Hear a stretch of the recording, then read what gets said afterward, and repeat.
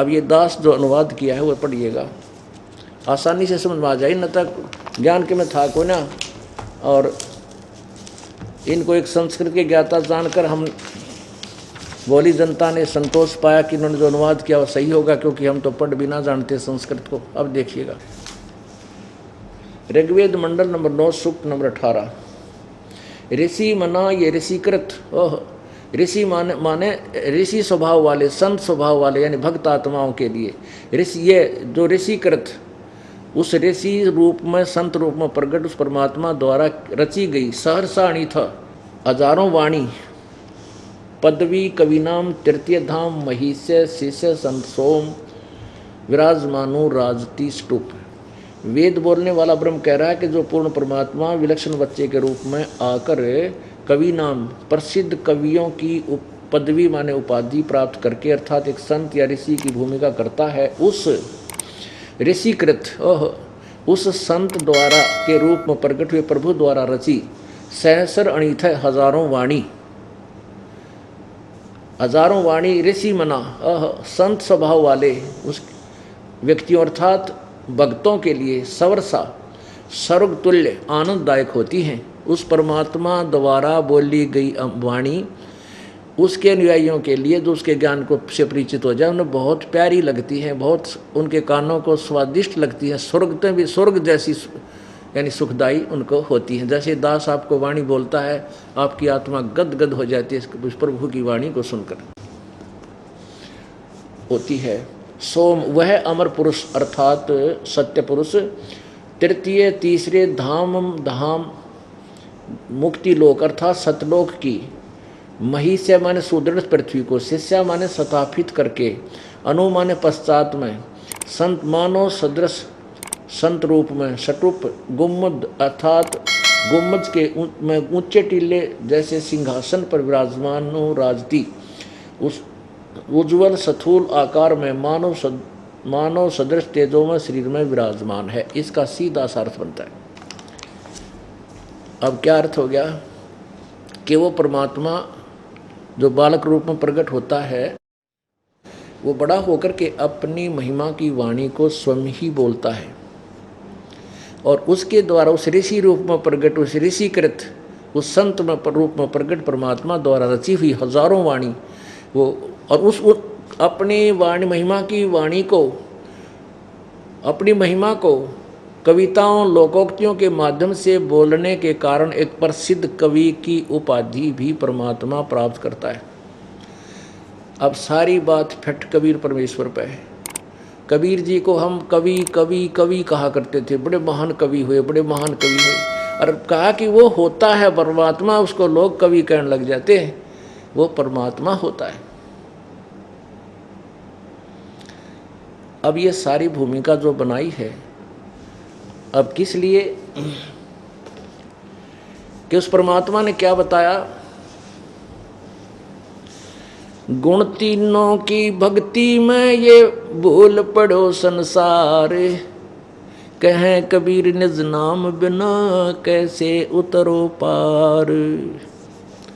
गुण तीनों की भक्ति में रजगुण ब्रह्मा, सतगुण विष्णु, तमगुण शिव जी, इन्हीं की भक्ति में ये सारा संसार भूला पड़ा है।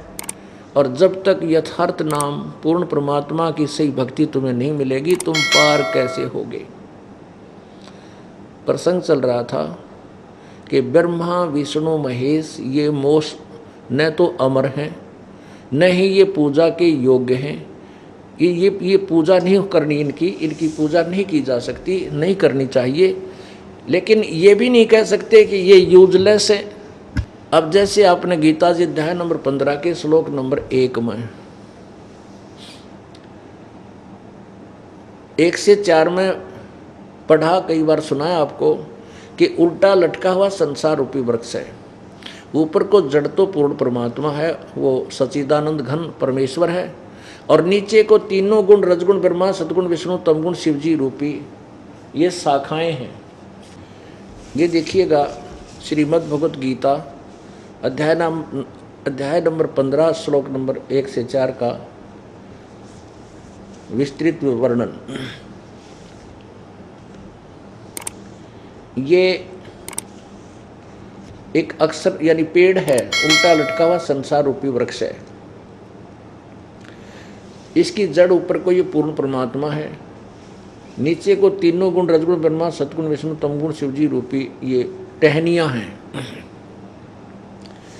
अब हमने कोई भक्ति रूपी पौधा जो बीजना है उसको कैसे बीजेंगे?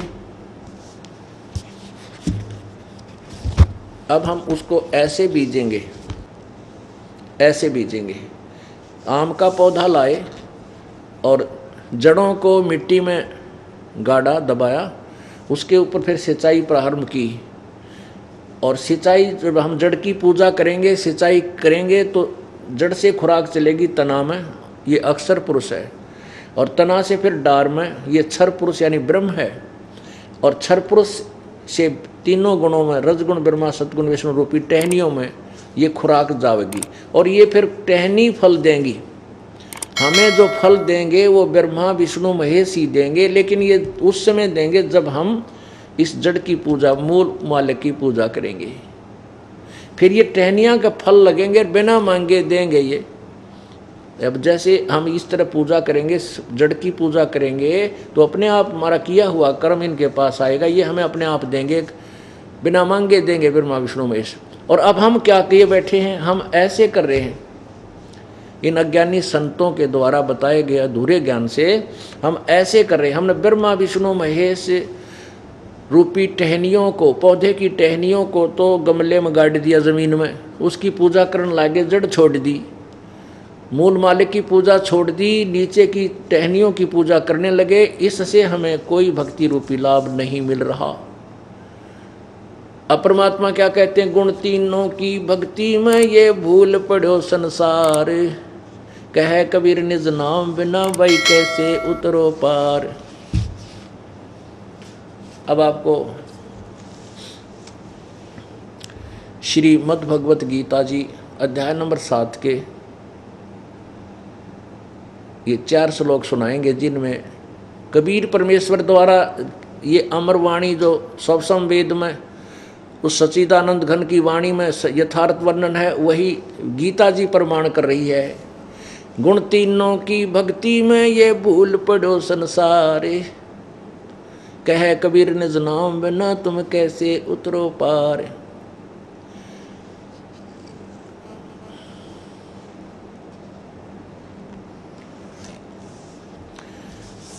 श्रीमद् भगवत गीता अध्याय नंबर 7, ये श्रीमद् भगवत गीता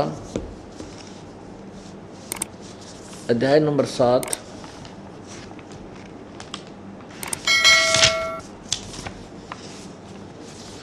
और श्लोक नंबर 10 से 12 निर्णय करेगा। 10 से 15 न 12 से 15, यहाँ देखिएगा अध्याय नंबर 7 और ये श्लोक नंबर 12। और भी जो सतगुण से उत्पन्न होने वाले भाव हैं, जो रजोगुण से तथा तमोगुण से उत्पन्न होने वाले भाव हैं, उन सबको तू मुझसे ही होने वाले ऐसे जान, परंतु वास्तव में उनमें मैं और वे मुझ में नहीं हैं। अब ये काल भगवान क्या कह रहा है? ब्रह्म, जैसा कि दास ने परमात्मा द्वारा बताई हुई सृष्टि रचना अपने शब्दों में सुनाई थी, उसमें कहा था कि काल को कहा है कि काल को श्राप लगा है ब्रह्मा विष्णु महेश के पिता को कि 1 लाख मानव शरीरधारी प्राणियों को वो नित्य आहार करता है। और जिसके लिए इसने अपने तीनों पुत्रों को एक एक गुण युक्त कर दिया, रजोगुण युक्त ब्रह्मा को, सतोगुण युक्त विष्णु को, तमोगुण युक्त शिव को। तो ये तीनों की ड्यूटी दे दी। ब्रह्मा के गुण से हम संतान उत्पत्ति करते हैं, संसारिक व्यवस्था में लग जाते हैं, मान बढ़ाई में लगे रहते हैं। और सतोगुण भगवान विष्णु की सतोगुण की के प्रभाव से हम एक दूसरे में ममता में जकड़े पड़े हैं। और शंकर भगवान हमें संहार कर देता। क्यों? क्योंकि 1 लाख मानव शरीरधारी प्राणियों को इनका पिता आहार करता है। अब ये कहता है कि जो रजोगुण से भाव है, जो तमोगुण से जो उत्पन्न भाव होता है, और जो सतोगुण से और तमोगुण से जो भाव उत्पन्न होता है, उनके लिए मूल कारण तो मैं हूँ, मेरे ही कारण सब कुछ हो रहा, लेकिन मैं उन तीनों भगवानों से, देवताओं से दूर हूँ, अलग हूँ, उनमें नहीं हूँ। गीता आपने शिवपुराण में 9वें अध्याय रुद्र संहिता में पढ़ा था कल। उसमें लिखा कि इस प्रकार तीनों देवताओं में गुण है, रजगुण ब्रह्मा, सतगुण विष्णु, तमगुण शिव जी। लेकिन वो शिव माने ये काल इन तीनों से न्यारा है, अलग है। और यही ये कह रहा है कि इन तीनों में नहीं हूँ, ये मुझ में नहीं, मैं इनमें नहीं, इनसे न्यारा हूँ। आगे देखो रजगुण ब्रह्मा ये क्या बताया है कि और भी जो सतोगुण 12वें में सतोगुण यानी विष्णु से जो कुछ हो रहा है सतिथि, और रजोगुण ब्रह्मा से जो उत्पत्ति हो रही है, और तमोगुण से जो संहार हो रहा है, उद्भाव होने वाले उन सबको मुझसे ही होने वाले ऐसा जान, परंतु वास्तव उनमें मैं और वे मुझमें नहीं है। 13 में क्या कहा है? गुणों के कार्य रूप सात्विक, राजस और तामस, यानी और इन तीनों प्रकार के भावों से ये सारा संसार प्राणी समुदाय मोहित हो रहा है।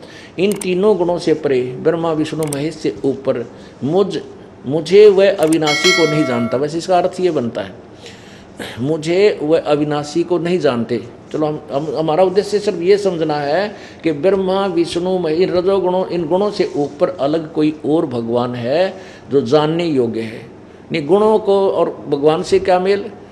आपको कल स्पष्ट कर दिया था कि ये खुद स्वीकार करते हैं देवी भागवत में कि शंकर भगवान कहता है, माता यदि आप हमारे पर दयालु हो तो मुझे इसे कुकर्म में क्यों ला दिया? मैं तमोगुण बना दिया, जीवों का संहार करता हूँ। और कमल से उत्पन्न होने वाले ब्रह्मा को आपने रजोगुण क्यों बना दिया?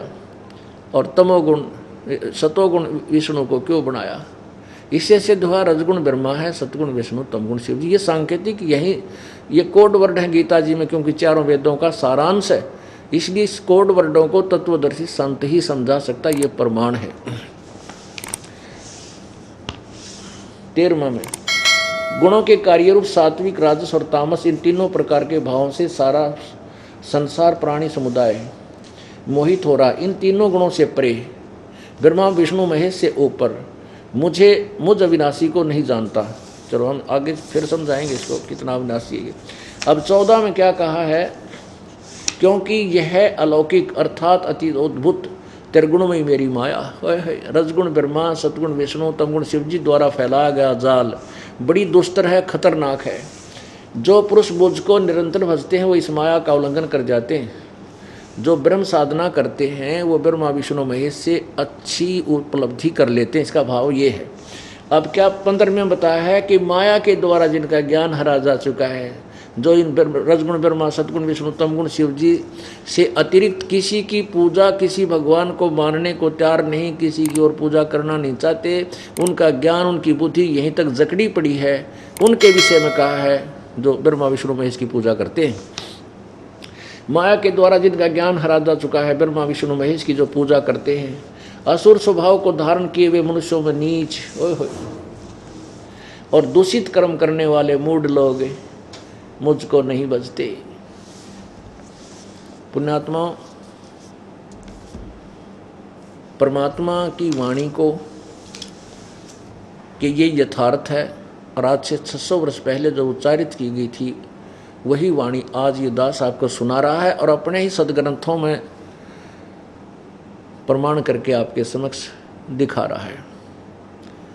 इससे आपको क्या दृढ़ता होगी कि कबीर परमेश्वर वास्तव में भगवान थे, सर्वज्ञ थे, सर्वशक्तिमान थे, जिन्होंने ब्रह्मा विष्णु महेश और ब्रह्म परब्रह्म की उत्पत्ति का भी ज्ञान करा दिया। तो फिर तो परमात्मा कौन हुए? सृष्टि रचनहार कौन हुए? जिन्होंने अपने पूरे ब्रह्मांडों की रचना बता दी और ब्रह्मा विष्णु महेश ब्रह्म परब्रह्म की भी उत्पत्ति बता दी। तो इनके पिता कौन हुए? जो बता रहा है वो कबीर परमेश्वर है। अब इनको राक्षस स्वभाव को धारण किए हुए मनुष्यों में नीच क्यों कहा? ब्रह्मा विष्णु महेश के पुजारियों को। पुण्यात्माओं, हम पहले पवित्र हिंदू धर्म में जन्म होने के कारण पहले जो ज्ञान सुना करते थे उसमें ये सुनते थे कि एक हिरण्यकशिपु नाम का राक्षस था और उसने रजगुण ब्रह्मा की साधना की, क्योंकि विष्णु जी से उनकी अनबन हो गई थी, क्योंकि विष्णु जी रूप में उसके भाई हिरण्याक्ष को मार दिया गया था। इसलिए हिरण्यकशिपु ने विष्णु से बदला लेने के लिए ब्रह्मा की साधना की, रजगुण ब्रह्मा की, उससे सिद्धियां प्राप्त होगी। उसने मांग लिया, सुबह मरूं ना शाम मरूं, रात मरूं ना दिन मरूं, 12 मास ना मरूं, धरती में मरूं ना आकाश में मरूं, घर मरूं ना बाहर मरूं, सारी फंड कर दिए। और फिर क्या बकवाद करने लगा, राक्षस कहलाया, अपने पुत्र का दुश्मन बन गया और राक्षस कुत्ते वाली मौत मरा, राक्षस कहलाया, रजगुण ब्रह्मा का उपासक। और तमगुण शिव जी की उपासना एक भस्मागिरी नाम के तपस्वी ने तमोगुण शिव की साधना की थी। उसी के द्वार के सामने, गेट के सामने सिरासन पर नीचे ने सिर ऊपर को पैर करके 12 वर्ष तप किया। भगवान शिव ने जब उसे पूछा कि मांग भस्मागिरी, क्या मांगता है? पार्वती के कहने से पार्वती ने कहा, हे प्रभु, आप तो देवों के देव हो, महादेव हो, आपको क्या जो है परेशानी है? आप तो सब कुछ दान कर सकते हो, आपके लिए कोई भी चीज़ संभव नहीं है। पार्वती ने मारी उसका पंप और भगवान शिव जी फूल गए। अब मांग भस्मागिरी, क्या मांगता है? मांग, मैं तेरे से अति प्रसन्न हो। भस्मागिरी बोला, भगवान पहले वचनबद्ध हो। शिव जी ने कहा, तथास्तु, मैं वचनबद्ध हो गया। तब खड़ा होकर कहने लगा, जो तूने कड़ा पहन रखा ना, भस्म कड़ा, ये दे दे मुझे। अब शिव जी ने निकाल कर वो कड़ा दे दिया। जब कड़ा उस तमगुण के उपासक शिव जी के उपासक के पास आ गया, उस भगवान ने का दुश्मन हो गया, ने बोला, ओले होशियार शिव जी, तुझे मारूंगा, तुझे भस्म करूंगा और पार्वती को पत्नी बनाऊंगा। ओ तेरा गजब हो, यो देख कितने दुष्ट। गीता जी ने बिल्कुल यथार्थ ज्ञान कहा है कि इन तीनों गुणों के पुजारी, राक्षस स्वभाव को धारण किए हुए मनुष्यों में नीच दुष्कर्म करने वाले मूर्ख लोग ये ब्रह्म की साधना भी नहीं करते। पूर्ण ब्रह्म की तो बहुत देर की बात है। अब वो भस्मागिरी पीछे पीछे, भगवान शिव जी आगे आगे दौड़ लगा रहे। अगर ये अविनाशी होते पुण्यात्मा, हम रोज पढ़ा करते, सुना भी करते, भगवान शिव जी भाग लिए जान बचा के। अविनाशी होते तो खड़े रहते, कर ले के करेगा। अविनाशी नहीं थे, ये पहले भी ना थे। हम पढ़ा भी करते जब लेकिन हमारी बुद्धि काल ने बंद कर रखी थी, अब परमेश्वर ने ऑन कर दी। ईब दिखा हमारा मोतिया बंद हट गया हमारा।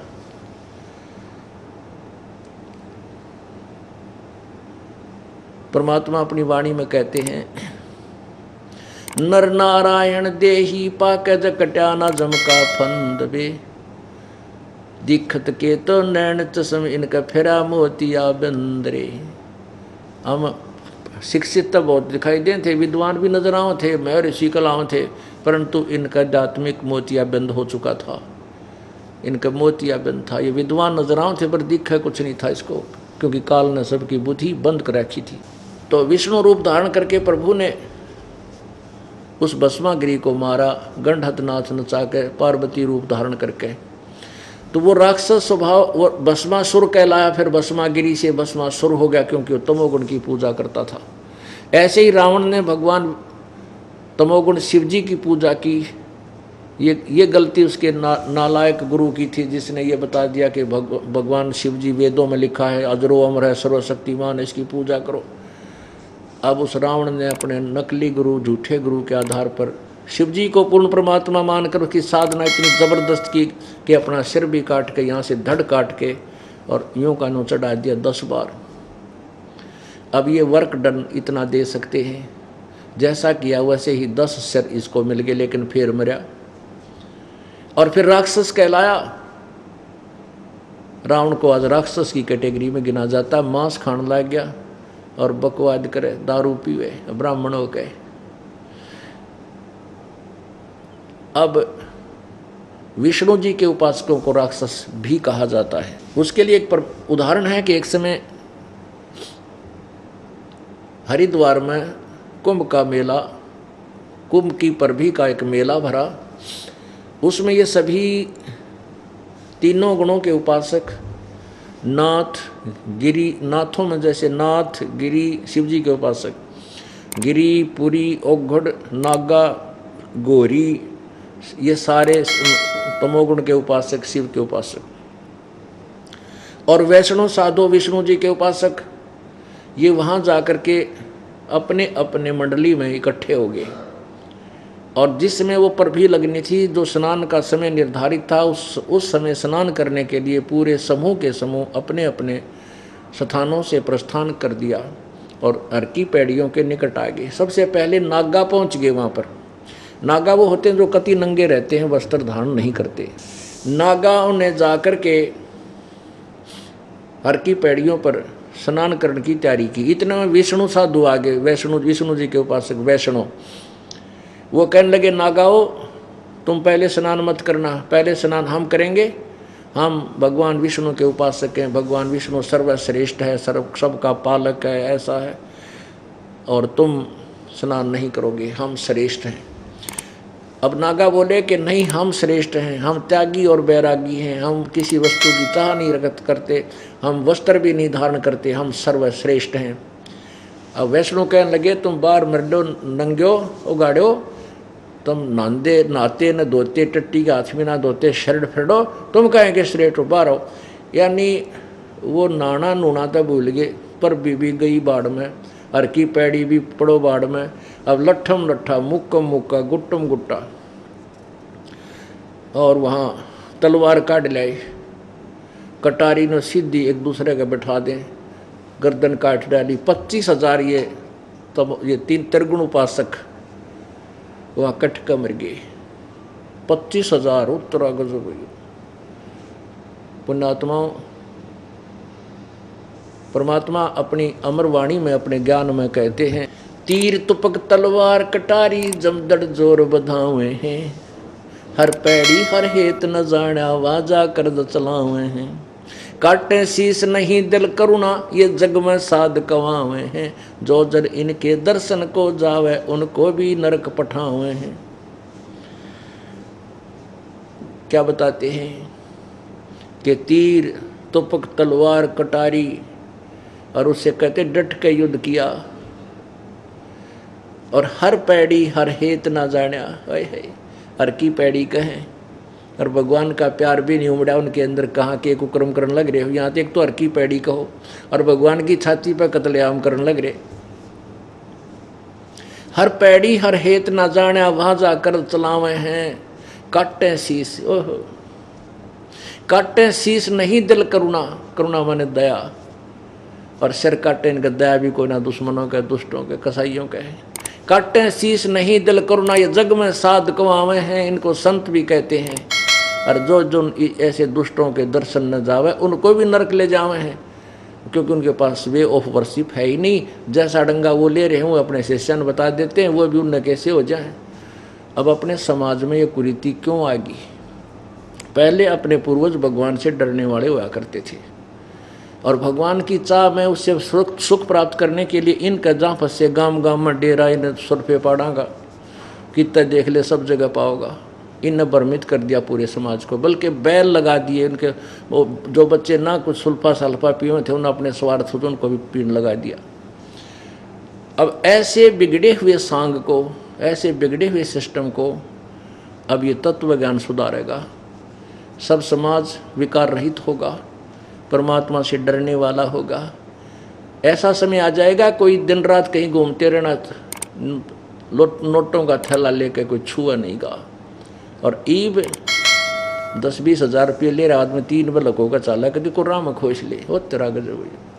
तो पुण्यात्माओं, ऐसा गलत समय आ गया, यो परमात्मा के यथार्थ ज्ञान के बिना मानव बहुत ही बिगड़ गया। अब इसको ठीक करना पड़ेगा। अब हो जाएगा, कोई बड़ी बात नहीं। बिगड़ने में समय लगा है तो सुधरने में थोड़ा समय और लग जाएगा, और एक समय पूरी पृथ्वी पर इतनी शांति होगी। ओह, एक समय ऐसा आएगा कि जब ये प्रार्थना करा करेंगे भक्त, जब परमात्मा वर्षा कर दिया करेगा, क्योंकि इनके पुण्य यज्ञ इतने बनवा दूंगा कि ढेर लाग जाएंगे। ऐसे सतयुग में हुआ करता था, जब भी चाहते थे वर्षा हो जाती थी। जहाँ प्रार्थना करते थे भगवान ज़्यादा वर्षा हो जाएगी, तभी बंद हो जाता था। तो ऐसे ही शुभ कर्मों के करने से ही उसका शुभ फल होता है, अशुभ करने से अशुभ फल मिलता है। तो हम अब शुभ करेंगे तो फल भी शुभ ही होगा। कीकर बोवाएंगे तब बबूल उगेगी और कांटे होंगे। आम के फलदार वृक्ष बोवाएंगे तो फल ही लगेंगे और स्वादिष्ट और आनंददायक होंगे। ऐसे ये साधना हम यथार्थ करेंगे।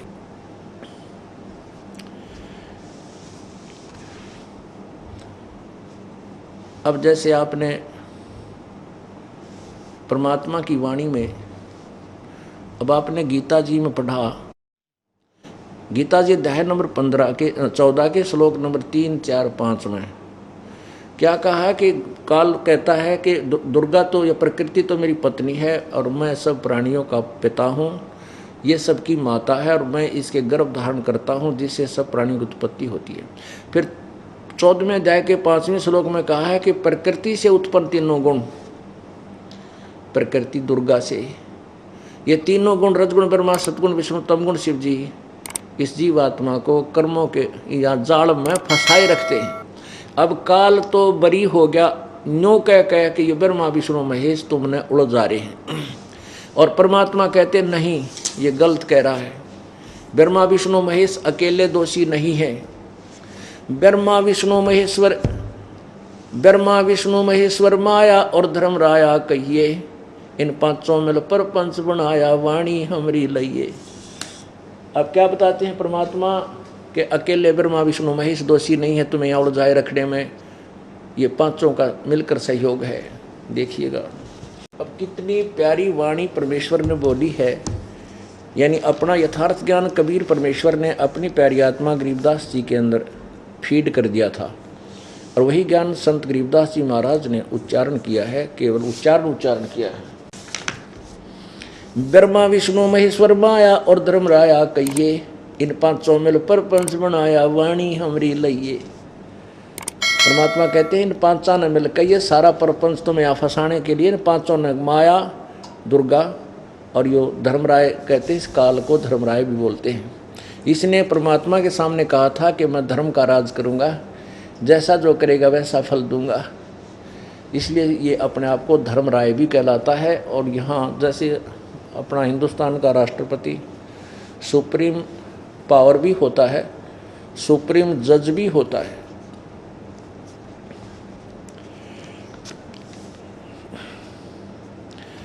ब्रह्मा विष्णु महेश्वर माया और धर्म राया कहिए, इन पांचों मिल पर पंच बनाया वाणी हमरी लइए। हम जो तुम्हें ज्ञान दे रहे हैं इसको लेना का अर्थ होता है कि संकेत न समझ लेना बस।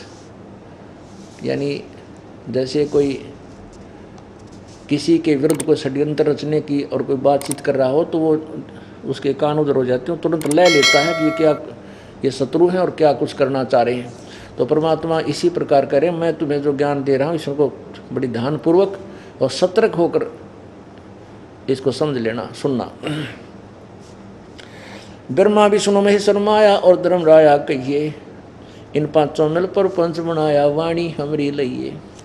इन पांचों मिल जीव अटकाए, जुगन जुगन हम आन छुटाए। ओए इन पांचवा ने मिलकर तुम्हें इन जीवों को फंसा रखा है, अड़ा रखा है, और युग युग हमने कबीर परमेश्वर ने आकर के इनका छुटकारा करवाया, जिन्होंने हमारे ज्ञान को स्वीकार कर लिया और मर्यादा में रहे।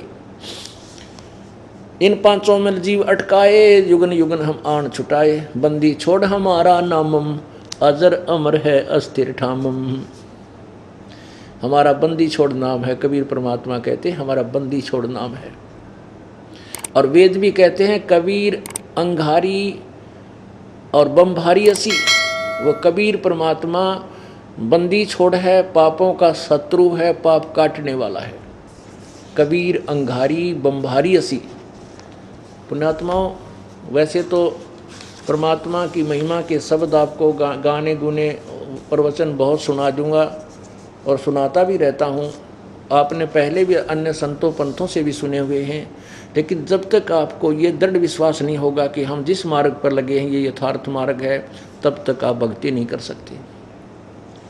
गीता जी अध्याय नंबर 2 के श्लोक नंबर 53 में कहा है कि अर्जुन, जब तेरी बुद्धि नाना प्रकार भिन्न भिन्न प्रकार के भ्रमित करने वाले ज्ञान से वचनों से हटकर एक तत्व ज्ञान पर डट जाएगी, रुक जाएगा, तब तो तू योगी होगा, तब तो तू भगत बनेगा, तेरी भक्ति प्रारंभ होगी।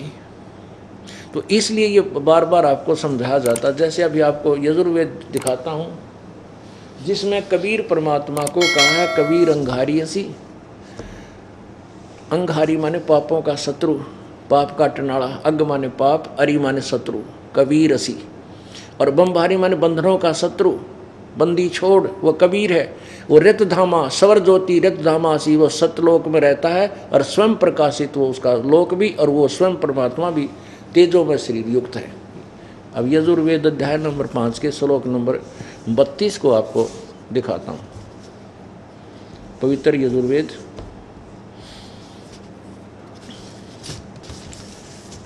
ये प्रकाशक है सार्वदेशिक आर्य प्रतिनिधि सभा 2/5 महर्षि दान भवन रामलीला मैदान नई दिल्ली। ये महर्षि दानंद कृत है, अनुवाद है महर्षि दान सरस्वती कृत।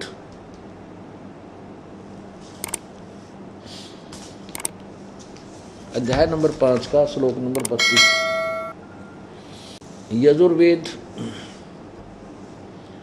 यजुर्वेद भाषा भाष्य 5वां अध्याय। ये है 32वां श्लोक है। उसी गसी, ये देखिएगा कबीर, ये स्पष्ट लिखा कबीर। हम इसको कबीर बोल देते हैं, कबीर अपनी लोकल लैंग्वेज में। जैसे वेदों को हम वेद बोलते हैं, वेद, कबीर को हम कबीर बोलते हैं। ऐसे कबीर अंगारी असी, बम्भारी अवश्योरसी। यहाँ लिखा है रित धामा असी सवर ज्योति, रित धामा। ये देखिए, हे जगदीश्वर, जिस कारण आप उसी कांतिमान असी माने हैं। अंगारी, इन्हीं का अनुवाद है। अंगारी माने खोटे चलन वाले जीवों के शत्रु। अब यहाँ अंगारी माने पापों के शत्रु। वाह, कबीर, कबीर है, यह अकेले लिखा कांत प्रजय है। कोई बात हो या, खोटे चलन वाले जीवों के शत्रु व कबीर। यहाँ लिख दे, देखिए इसका अनुवाद क्या है, कबीर। हम इसको न्योकान लिख दें कबीर हैं, हम इसको लिख दें कबीर, यहाँ कबीर लिख दें न्योकान, कबीर हैं। बम्भारी माने बंधनों के शत्रु। ओह, बम्भारी बंधन के शत्रु। हम बंदी छोड़ के हैं, जो बंधन काट दें, बंधनों का छुटकारा करवा दें, हम उसे बंदी छोड़ कहते हैं। वेदों में उसको बम्बारी कहा है। वो कौन है? वो कबीर असी, कबीर अंगारी असी, बम्भारी असी। वो कबीर पापों का शत्रु है और पापों का भी शत्रु है और बंधनों का भी शत्रु है। बम्भारी, बंधन, बम्भारी माने बंधनों का शत्रु, हम बंदी छोड़ कहते हैं। यहाँ लिखा है सवर ज्योति, स्वयं प्रकाशित। सवर ज्योति का अर्थ होता है स्वयं प्रकाशित। और रित धामा, सतधाम युक्त। धाम कहो चाहे लोको, सतलोक युक्त असी माने हैं। सत रित धामा माने सतधाम युक्त, यानी सतलोक युक्त हैं आप, सतलोक के वाले हो, सतलोक में रहने वाले हो। सवर ज्योति, स्वयं प्रकाशित। सवर ज्योति का सब ज्योति होता है ना, स्वयं प्रकाशित है, अंतरिक्ष को प्रकाश करने वाले। इन्होंने ये गलत ऊट-पटांग कर दिया। अब इससे क्या सिद्ध हो गया कि कबीर परमात्मा की महिमा चारों वेद गाते हैं। एक महाराष्ट्र का एक बहुत अच्छा कोई संत हुआ, उसने वेदों को पढ़ा। उसमें उसने अपनी टिप्पणी की है मराठी भाषा में कि मैं ये नहीं समझ पा रहा कि वेदों में जहाँ भी देखा वो कवि असी, कवि असी।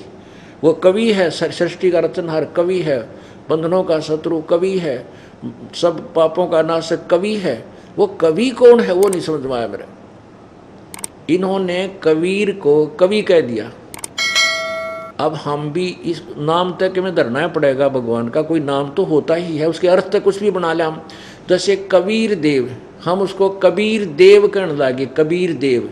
अब कबीर साहब, देव माने साहब, तो हमने उस कवि को कबीर देव को हम कबीर देव कहने लगे, कबीर भगवान कहने लगे। अब अपनी लोकल लैंग्वेज में बड्डी की मात्रा और बै कबीर और देव का अर्थ हमने साफ बना दिया, हम ऐसे कहने लगे। और ये है उसी कवि की तरफ संकेत, उसने कवि कह लो चाहे कबीर कह लो, ये उस परमात्मा की तरफ संकेत है। अब क्या चल रहा है कि बंदी छोड़ हमारा नामम, अजर अमर है अस्थिर ठामम। परमात्मा कहते कि मेरा बंदी छोड़ नाम है, बंदी छोड़ हमारा नामम, बंदी छोड़ उपमा हमारी ही है, और हमारा स्थान अजर अमर कभी समाप्त नहीं होता, सदा रहने वाला सतलोक है। पीर पैगंबर कुतुब ओलिया सुर नर मुनिजन ज्ञानी, ये त्यागों तो ना पाया ये काल का बंधे प्राणी। ओए होए। अब ये वाणी है परमात्मा की, जो वेद में लिखा है कि वो परमात्मा द्वारा बोली गई वाणी उनके अनुयायियों के लिए स्वर्ग के समान आनंददायक होती है। अब ये वाणी कितनी हृदय को छूती है, रोने को दिल करता है मालिक इस वाणी को सुन करके। क्या बताते हैं? पीर पैगंबर कुतुब ओलिया ये सुर नर मुनिजन ज्ञानी, जो गीता जी अध्याय नंबर 7 के श्लोक नंबर 16 और 17 में स्पष्ट किया है कि 4 प्रकार के साधक मुझे भजते हैं। गीता ज्ञानदाता कहता ब्रह्म, ब्रह्म कह रहा है। एक अर्थार्थी, एक आरत, एक जिज्ञासु और ज्ञानी। अर्थार्थी वो होते हैं जो अपने धन लाभ के लिए केवल वेदों के मंत्रों से अनुष्ठान करते हैं, वो दूसरी कोई अन्य कविता वगैरह नहीं करते। ओम जय जगदीश रे स्वामी जय जगदीश रे, या जय गणेश देवा, या हनुमान चालीसा, उनको नहीं प्रयोग करते, वेदों के मंत्रों से ही अनुष्ठान करते हैं। और आर्त जो संकट निवारण के लिए भी वेदों के मंत्रों का ही यानी श्लोकों को ही प्रयोग करते हैं। जिज्ञासु वो होते हैं जो परमात्मा प्राप्ति के लिए घर से निकले, उनको जैसे संत मिल गए उनको उनसे ज्ञान सुनकर वक्ता बन गए, भक्ति नहीं करी। और ज्ञानी वो हैं जिनको ज्ञान हुआ कि मनुष्य जीवन बार बार नहीं मिलता, और परमात्मा ने मनुष्य जीवन केवल इसीलिए दिया है कि हम मोक्ष प्राप्त करें। वेदों को समझा और पढ़ा, उनमें लिखा पाया कि केवल एक पूर्ण परमात्मा की साधना से पूर्ण मोक्ष होगा। उन्होंने अपने आप निष्कर्ष निकाल कर ज्ञानियों ने वेदों से ओम मंत्र ले लिया और ब्रह्मा जी से सुना हुआ ज्ञान तप करो तपस्या करनी, मेडिटेशन शुरू कर दिया। इससे उनको मोक्ष मार्ग प्राप्त नहीं हुआ। तो यहाँ वही बता रहे हैं, पीर पैगंबर कुतुब ओलिया सुर नर मुनिजन ज्ञानी, ये त्यागों तो ना पाया ये काल का बंधे प्राणी। सुर देवता ब्रह्मा विष्णु महेश तक भी काल की डोर के बंधे हुए हैं। सुर नर मुनिजन 33 करोड़ी, बंदे सभी निरंजन डोरी। परमात्मा कहते हैं ये सुर नर मुनिजन 33 करोड़ देवता ब्रह्मा विष्णु महेश सहित ऋषि महर्षि वशिष्ठ मुनि व्यास जी आदि सारे कहते हैं काल की डोर के ही बंधे हुए हैं, ये इनसे मोक्ष नहीं प्राप्त, इनसे बाहर नहीं जा सके। अब परमात्मा क्या बता रहे हैं? माया आदि निरंजन भाई, अपने जाए आप खाई। ओए होए, माया और यो काल दोनों मिलकर अपने बच्चों को पैदा करके नागिन की तरह आप खावे हैं। ओए होए, सर्पणी की तरह आप ही खा रहे हैं। माया आदि निरंजन भाई, आदि माया दुर्गा और ये ज्योति निरंजन काल निरंजन, अपने जाए आप खाई। ब्रह्मा विष्णु महेश को भी खाते हैं, ये इनको भी नहीं छोड़ते, भी ये भी मृत्यु को प्राप्त होते हैं। ब्रह्मा विष्णु महेश्वर चेला, ओहंग सोहंग का है खेला। सुन शिखर में धर्म अन्यायी, जिन शक्ति डायण मैल पठाई। सुन शिखर में 21 में ब्रह्मांड के प्रत्येक ब्रह्मांड के शिखर में, चोटी में, टॉप मोस्ट प्लेस पे, उसके ऊपर ये काल रहता है और दुर्गा को नीचे भेज देता, स्वयं सामने नहीं आता। और दुर्गा इसके डर से सब कार्य करवा रही है और भ्रमित रखे हुए। सुन शिखर में धर्म अन्यायी, ओए हो, ज्योति निरंजन को अन्यायी कहा परमात्मा ने। अन्यायी ये न्यायाधीश वैसे धर्मराय कहलाता है, पदवी इसके पास धर्मराय की है, लेकिन ये कति न्याय का नाम नहीं इसके पास, इसलिए परमात्मा ने इसको अन्यायी कहा है। शिखर सुन में धर्म अन्यायी, जिन शक्ति डायण मैल पठाई। या दुर्गा डायण कहते 21 ब्रह्मांड के अपने ब्रह्मांड में नीचे भेज रखी है, ये सारे उल्टे काम या करवाती है। लाख गिरा सैन्यत उठ दूती, माया आद तकत की कुती। 1 लाख मानव शरीरधारी जीव जो काल खाता है, उसका मुख्य सहयोग या दुर्गा देती है, इसलिए इसको भी साथ ही लपेट लिया परमात्मा ने। सवा लाख घड़ियां नित भांडे, हंसा उत्पत्ति पर ले डंडे। ओए होए, सवा लाख डेली, सवा लाख मनुष्यधारी जीवों को जन्म देता है और 1 लाख लाख ग्रास्य नित उठ दूती, 1 लाख रोज खाता है ये काल, दुर्गा उसकी सहयोगन है, और सवा लाख उत्पन्न करता है। लाख ग्रास्य नित उठ दूती, माया आद तकत की कूती। सवा लाख घड़ियां नित भांडे, ये पात्र, ये भांडे बोले हैं मनुष्य के शरीर को जिसमें जीव फंसा रखा, बंद कर रखा है। सवा लाख घड़ियां नित भांडे, हंसा उत्पत्ति पर ले डंडे। इन पुण्य आत्माओं को, प्यारी आत्माओं को जन्म और मृत्यु के दंड से दंडित किया हुआ है इन काल और दुर्गा ने अपने स्वार्थवश। ये तीनों चेला बटपारी, सिरजे पुरुषा सिरजी नारी। खोखापुर में जीव भुलाए, स्वप्न विस्त बैकुंठ बनाए। इस खोखापुर, खोखा किसने कहा जिसमें कुछ भी वस्तु ना और खाली डब्बा पड़ा हो किसी का, जैसे मिठाई का डब्बा और उसमें मिठाई है नहीं, ऊपर लिखा है स्वादिष्ट मिठाई देसी घी की, और खोल के देखा उसमें भूस भरिया। तो ऐसा लोक बना रखा है इस काल ने। ये इस यो खोखापुर बताया परमात्मा ने। खोखा माने कति खाली, कुछ भी ना इसमें अंदर। खोखापुर में जीव भुलाए, ये स्वप्न विष्ट बैकुंठ बनाए। ये स्वर्ग जो है ना, इसको स्वप्न बना रखा है। कुछ दिन स्वर्ग में जाओ, अपनी पूंजी समाप्त करके, पुनों को नष्ट करके नरक जाओ, फिर 84 लाख योनियों में। वो तो स्वप्न सा है, थोड़ी समय का होता है स्वप्न, और फिर खत्म। चलो भाई, यो अरहट का कुआ लोई, यागल बंजा है सब कोई। ये अरहट का कुआ, जैसे एक अरहट का कुआ होता था पुराने समय में, उसमें कुआ होता था, कुएं के अंदर एक ऊपर पुली बनाई जाती थी बड़ी सी, उस पुली के ऊपर एक चैन लगा दी जाती थी, पूरी लंबी चैन जो नीचे पानी तक जाती थी। उस चैन के ऊपर बाल्टी जड़ दी जाती थी, बाल्टियाँ, वो नीचे से भरकर बाल्टी आती थी, ऊपर खाली हो जाती थी। वो पानी सिंचाई के लिए चला जाता था खेतों में। वो एक बैल या ऊँट आदि से उसको कोल्हू की तरह चलाया जाता था। तो नीचे से भरकर आती बाल्टियाँ, ऊपर खाली, नीचे भरकर ऊपर खाली, नीचे भरे ऊपर खाली। तो कहते हैं तुम यहाँ कुछ पुण्य पाप करते हो, उनको खाली कहाँ करके आते? स्वर्ग में पुण्य, पाप नरक में, और फिर उल्टे, फिर भरो फिर जाओ, फिर भरो फिर जाओ। ये अरहट का कुआ लोई, यागल बंधा है सब कोई। कीड़ी कुंजर और अवतारा, हरहट डोर बंधे कई बारा। ये ब्रह्मा विष्णु महेश तुम्हारे देवता भी, ब्रह्मा विष्णु महेश तक भी कहते हैं सरट के डोर में ना जाने कितनी बार जन्म मृत्यु को प्राप्त हो चुके हैं।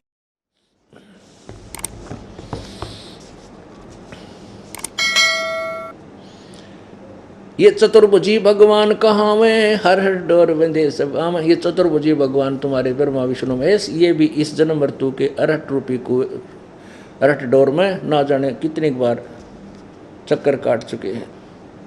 शेष महेश गणेश्वर ताही, हर हरट डोर बंधे सब आही। शुक्रादिक ब्रह्मादिक देवा, हर हट डोर बंधा सब खेवा। सब टोल, खेवा माने टोल का टोल, ये सभी जन्म मृत्यु के अंदर हैं। कोटिक करता फिरता देखा, हर हट डोर कहूँ सुन देखा। ये करोड़ों तरह भगवान, ये करता के अलावा ब्रह्मा विष्णु महेश, ये कोटिक करोड़ों में चक्कर काटते हमने देखे, वो पुरानी। अब जैसे ब्रह्मा वर्तमान है, ये इसका 50 वर्ष पूरे हो लिए, आधी उम्र का हो गया, और 51 भी होंगे, वो शेष भी होंगे 50, तो यूँ मरेगा। उसकी ये आत्मा चली जाएगी निचली योनियों में, और ब्रह्मा ये तैयार कर लेगा दुर्गा के सहयोग से जवान, और उसको वहाँ बैठा देगा। ऐसे 7 ब्रह्मा मर लेंगे तब एक विष्णु मरेगा, फिर 7 विष्णु के बाद एक शिव मरेगा। ऐसे कहते ये इतनी लंबी उम्र पा गए फिर भी इस अरहट के डोर में फिर पड़ गए। तो फिर वो नीचे, वो प्राणी नीचे की योनियों में चले जाते हैं ब्रह्मा विष्णु महेश वाली आत्माएं, और नए जो पुण्य आत्मा उनको उस पदवी पर विराजमान ये काल कर देता है। ये चतुर्भुजी भगवान कहावें, हरहट डोर बंधे सब आवें। यो है खोखापुर का कुआ, याम पड़ा सो निश्चय मुआ। ये खोखापुर का कुआं है, ये काल निरंजन का जो लोक है ये कुआं है, इसमें जो आ गया वो जन्म मृत्यु में ही रहेगा। यहाँ से निकलने का एक ही तरीका है, कबीर परमेश्वर का की शरण और अंतिम श्वास तक मर्यादा में रहते हुए ये भक्ति करना। बोलो सतगुरुदेव।